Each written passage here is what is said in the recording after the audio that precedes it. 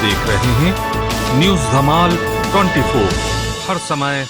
हर खबर। नमस्कार, न्यूज धमाल 24 में आपका स्वागत है। मैं हूं आपके साथ आशिका भाटी। आइए देखते हैं इस वक्त की ताजा खबर। वरिष्ठ मुनिराज श्री हितेश चंद्र विजय जी, ज्योतिष रत्न मुनिराज श्री दिव्य चंद्र विजय जी आज दिनांक 18 जून को भीनमाल निवासी श्रीमान रमेश कुमार जी हरण, मीठालाल जी बोहरा, बाबूलाल जी हरण के निवास स्थान पर पधारे। वहां पर मुनिश्री ने अपने प्रवचन में कहा कि जीवन में लक्ष्मी का आगमन होना, आगमन के साथ सदुपयोग होना वास्तविकता में कहीं ना कहीं श्रेष्ठतम पुण्य उपार्जन का कारण और माध्यम होता है। अन्यथा जीवन में संपन्नता के बाद में जीवन में अपने हाथों में शासन के कार्यों में लक्ष्मी का सदुपयोग करना सहज और सरल नहीं है। अच्छे कार्यों में भावनाओं की जागृति बनने का मूल कारण ही पूर्व में किए गए श्रेष्ठ कर्म ही है। मुनिश्री ने तत्वार्थ सूत्र के बारे में बताते हुए कहा कि चारित्र के बिना मुक्ति नहीं है। वर्तमान में 4 समुदाय हैं, लेकिन चारों समुदायों में तत्वार्थ सूत्र के लिए सभी समुदायों की मान्यता एक ही है। प्रवचन में रमेश जी हरण, बाबूलाल जी हरण, मीठालाल जी बोहरा, जयंती लाल बोहरा, संजय बोहरा, विक्रम गुरुजी, गौतम जी दर्शन एवं परम गुरुभक्त वंशराज जी बोहरा, महेंद्र सेठ, जयंती लाल श्री श्रीमाल सहित काफी श्रद्धालु उपस्थित थे। मुनिश्री कल सुबह 6:45 बजे संभवनाथ मंदिर बीवीपुरम से बनरघाट अशपुरा धाम के लिए विहार करेंगे। मुनिश्री का आगामी चतुर्मास प्रवेश 22 जून को मदुराई में होगा।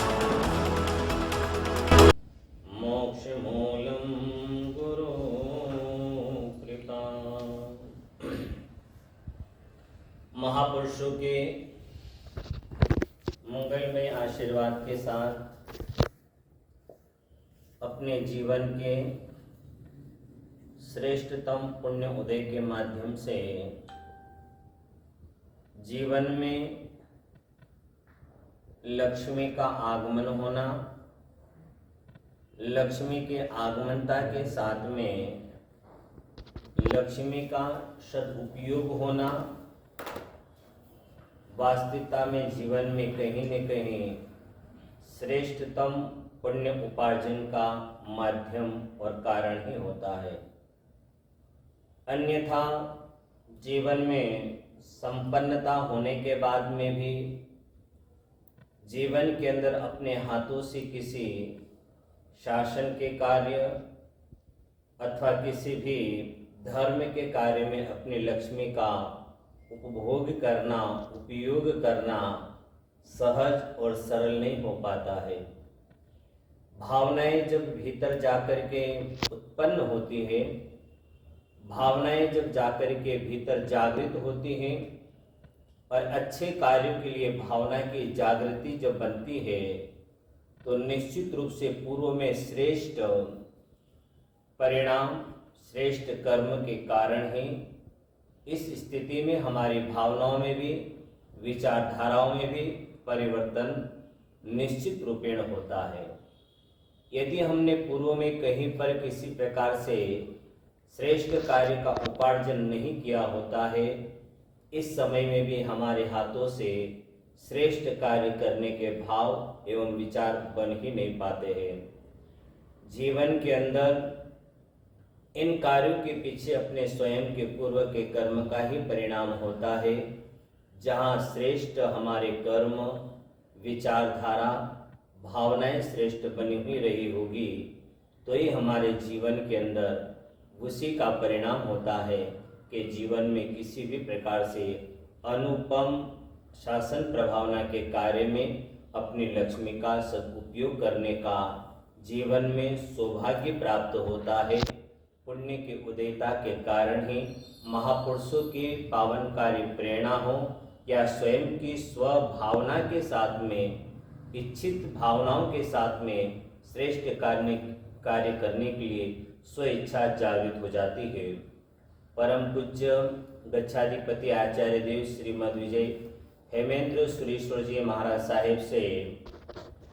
आपका परिवार पूर्ण रूप से बहुत आत्मीयता के साथ में जुड़ा हुआ रहा। माजिया माता जी जो थे वह पूज्य गुरुदेव हेमेंद्र सुरेश्वर जी महाराज साहब के एक धर्म भ्राता के रूप में थे, जिन्होंने धर्म बहन बना रखी थी और उन्होंने अपने धर्म भाई बना रखे थे। समय समय पर जब भी योग बनता था,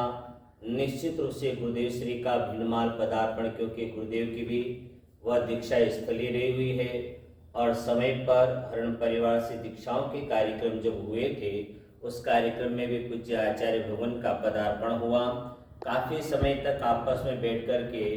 निश्चित रूप से जहाँ पर एक अपने स्वतः ही दिल से जुड़े हुए आत्मा के संबंध होते हैं, वहाँ पर आपस में बैठ कर के मन के विचारों का मंथन भी करते हैं और मन के विचारधाराओं को जाकर के आपस में एक दूसरे से वार्तालाप करके अपने जीवन के मन को हल्का महसूस करते हैं।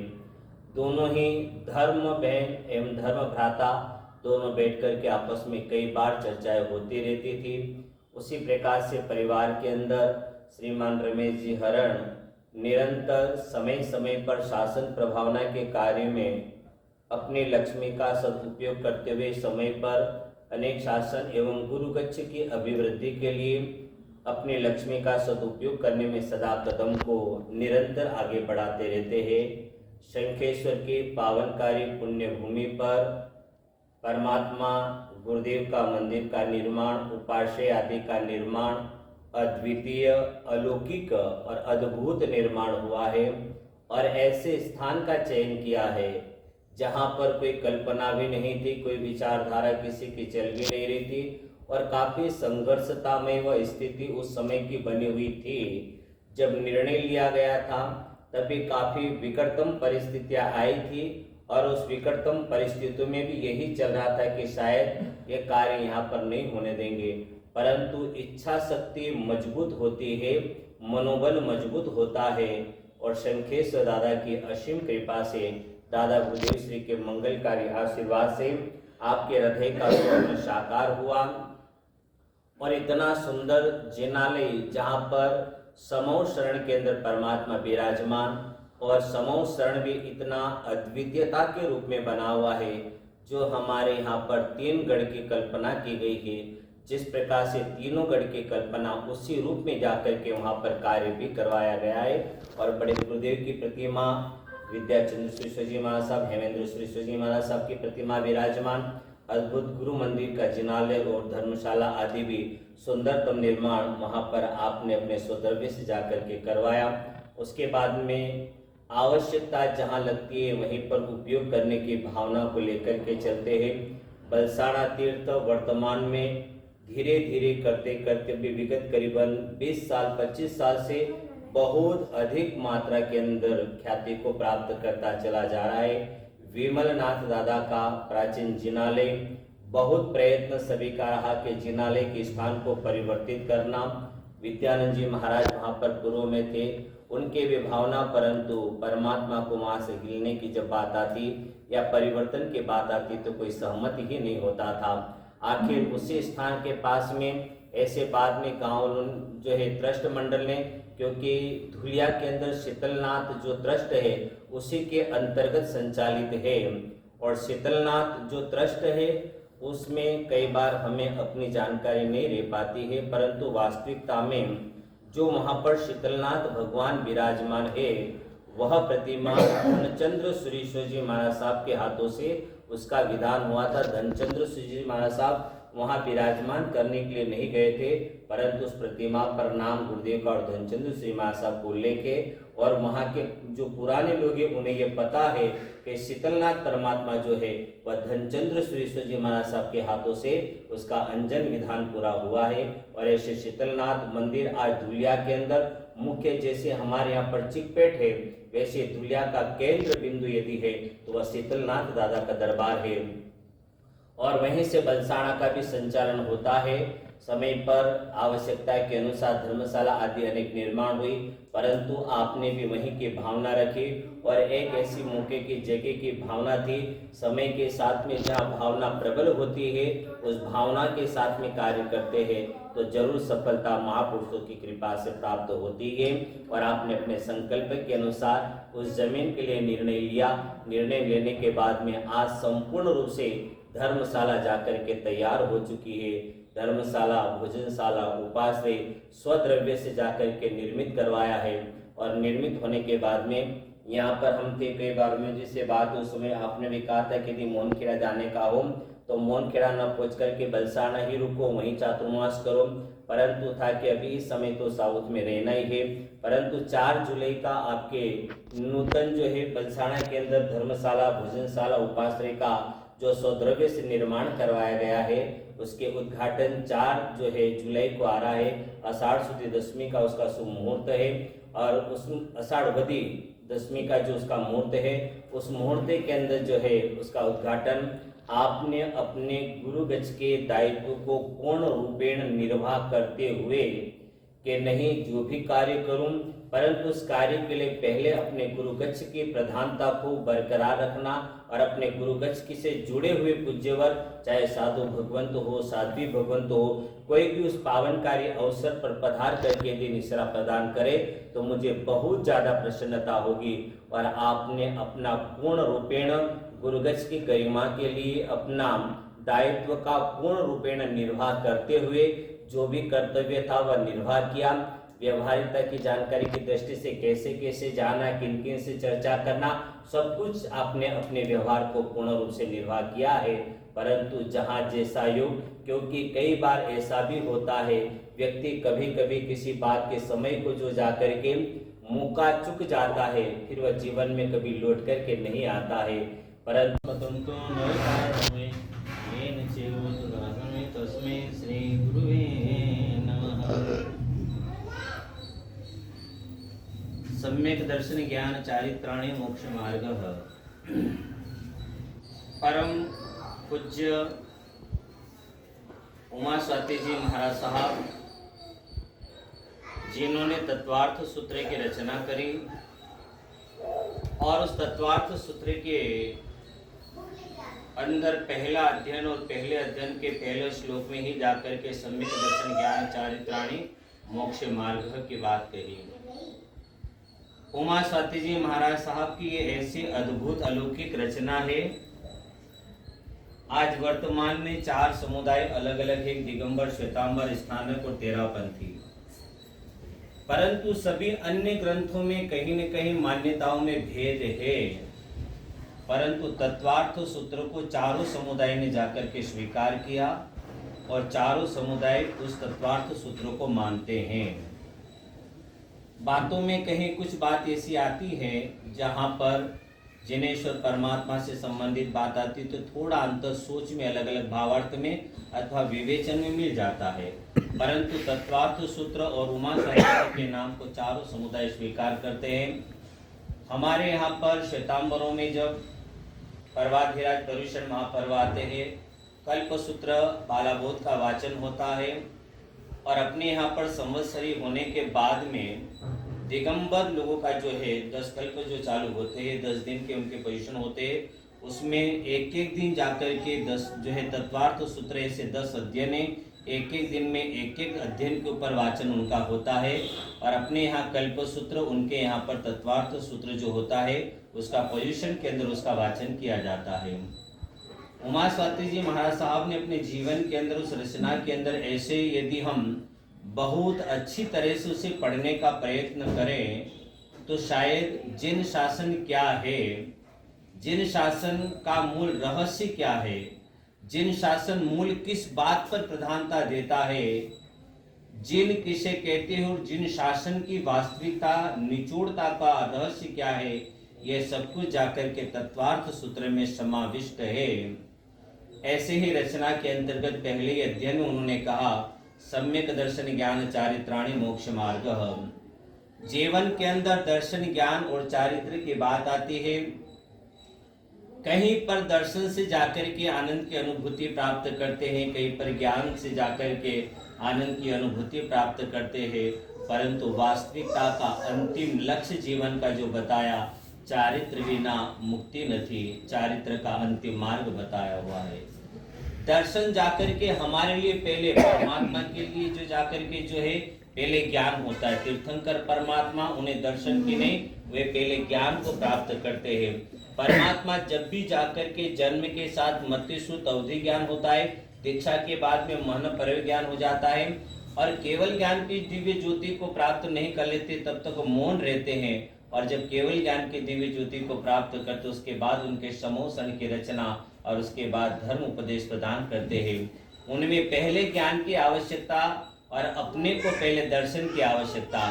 आज अपने को कोई जाकर के किसी भी परमात्मा आदि के विषय में कहे तो हमें सहज रूप से एकदम जानकारी नहीं मिल पाती अथवा सहज रूप से उस बात को हम नहीं समझ पाते हैं। परंतु दर्शन यानी कि एक आलम्बन, हमारे सामने भगवान की प्रतिमा है, हमें तत्काल पता चलता है कि ये भगवान है।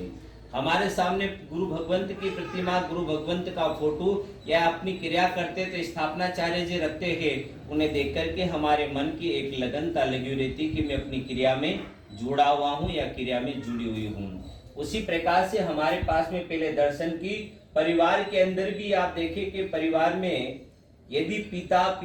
बाद में दादा परदादा आदि हुए, परिवार में यह क्रम रहता है, परंतु उस क्रम के अंतर्गत आने वाली पीढ़ियां ने कभी किसी के दादा को देखा हो न भी देखा हो, किसी ने पिता को देखा न भी देखा हो, समय के साथ में इस प्रकार की स्थितियां समय पर घटित, परंतु परिचय करवाने के लिए उनका चित्र होता है, वह एक माध्यम होता है, एक तरह से वह दर्शन होता है। उन्हें देखने के बाद पता चलता है, और नहीं तो मन में शंका होती है, बच्चे पूछते हैं कि ये फोटो किनका है, तब बताया जाता है कि भाई ये हमारे दादाजी है, ये हमारे परदादा है, ये परमात्मा है, ये गुरु, उनके विषय में जानकारी दी जाती है। उसी प्रकार से जाकर के हमारे जीवन में दर्शन, परंतु उसके बाद में पहले जो है ज्ञान, दर्शन और उसके बाद में चारित्र की बात कही गई है। अंतिम लक्ष्य चारित्र का होता है। इसीलिए तो परमात्मा के यहाँ पर जब भी जाते हैं वहां पर जाकर के स्वस्तिक, उसके बाद में दर्शन, ज्ञान, चारित्र और उसके बाद में सिद्ध शिला की ढगली बनाते हैं, और पहले स्वस्तिक बनाते हैं, उसके बाद दर्शन, ज्ञान, चारित्र, और यही भावना बातें कि हे परमात्मा चार गति से परिभ्रमण को मिटाना। जैसे आपने चारों गति पर विजेता को प्राप्त करी है और आपने अपने जीवन में दर्शन, ज्ञान, चारित्र को प्राप्त किया है, वैसे हमारे जीवन में भी ये उदयता का वक्त आए, क्योंकि यदि हमारे जीवन में दर्शन, ज्ञान और चारित्र आ गया तो निश्चित रूप से ऊपर जाकर के केंद्र बिंदु जो सिद्ध सोपान के रूप में सिद्धा, सिद्धिमोन, निसंतु का सोपान होता है, वहां तक हमारी आत्मा पहुंच सकती है। और उसी लक्ष्य को लेकर के इन चार गति में रहने वाली आत्मा अपनी आराधना को करते करते दर्शन, ज्ञान और चारित्र पर भी विजेता को प्राप्त करते हुए लक्ष्यता होती है कि जीवन में मुझे जाकर के जो है मृत्यु को प्राप्त नहीं करना है, जीवन में मुझे जाकर के देवलोक को भी प्राप्त नहीं करना है, जीवन में मुझे निर्वाणता के व्रत को प्राप्त करना है, क्योंकि जहाँ जन्म है वहां पर वापस मरण भी है, जहाँ देवलोक है वहां पर भी वापस जन्म है, और जहाँ निर्वाण है वहां से कोई लौट करके नहीं आता है। तो ऐसे निर्वाणता के पद की प्रार्थना करने के लिए ही चारित्र के मार्ग पर जा करके आत्मा अब जो है अग्रसर होती है, और अपने आत्मा का कल्याण करने के लिए वे निरंतर आराधना में अपने पूज्य गुरु के सानिध्य में रह करके, गुरु हो या गुरुवरिया हो, उनके सानिध्य में रह करके ज्ञान आराधना करते हुए, ज्ञानार्जन करते हुए, साधना आराधना करते हुए अपने जीवन को श्रेष्ठ बनाते हुए